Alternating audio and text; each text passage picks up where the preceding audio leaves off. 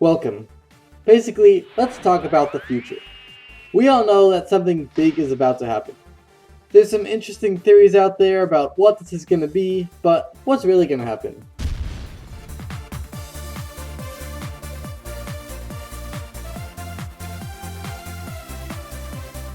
Regarding the future, the verse says, "Like the days you went out of Egypt, I'll show him wonders." According to the simple meaning, him refers to the Jewish nation as a whole. But the Zohar explains that this is referring to Moshe after he'll come back to life. We'll get to the connection between these two explanations soon. In the meantime, what wonders are we even talking about?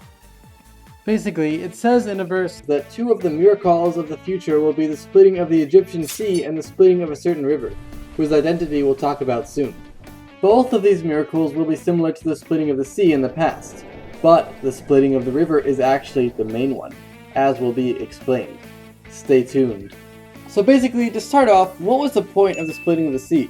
It wasn't part of the Jews' journey since they came out the same side they went in. They just went in a sea. Really, it's explained that the reason for the splitting of the sea was to prepare them for the giving of the Torah. How did it do that? To understand this, let's first talk about the essence of reality. Basically, the universe is kind of like a computer.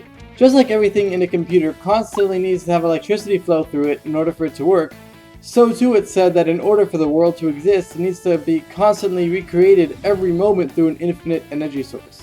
Also, just like everything in a computer is controlled by code, which starts out as a few general words and when activated, breaks down into a lot of more words to control every detail of the computer all the way down to zeros and ones, so too it's explained that everything in this universe is being created through 10 general statements, which break down into pretty much infinite amounts of more specific words through various systems of switching and combining letters in the Hebrew alphabet, with each word filtering down and hiding the energy behind its letters to constantly create every detail of existence, all the way down to the up quarks and down quarks in every proton and neutron, which are like zeros and ones.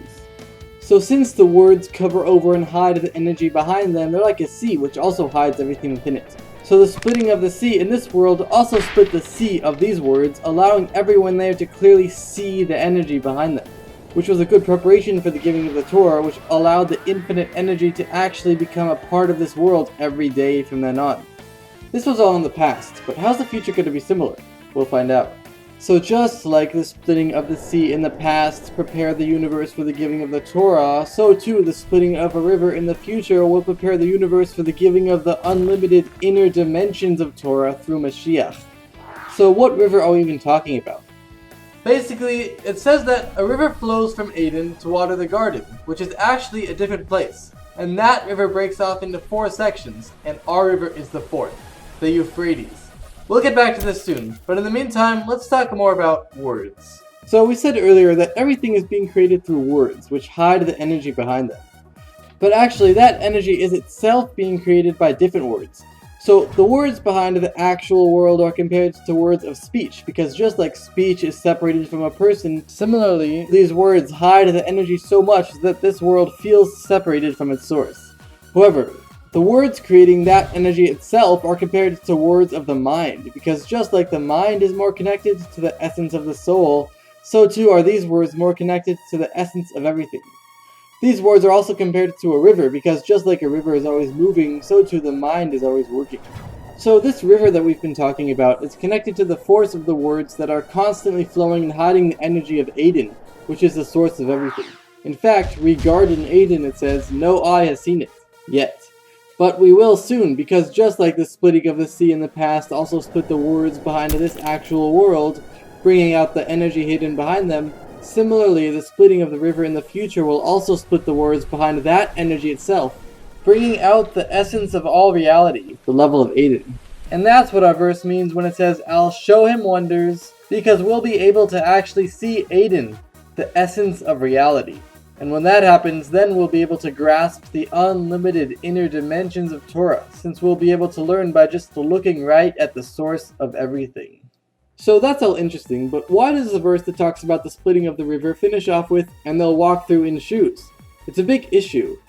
Basically, just like a shoe generally starts out as rough, harsh leather, and in order to make it into something that can move us forward, it needs to first be beaten up and softened.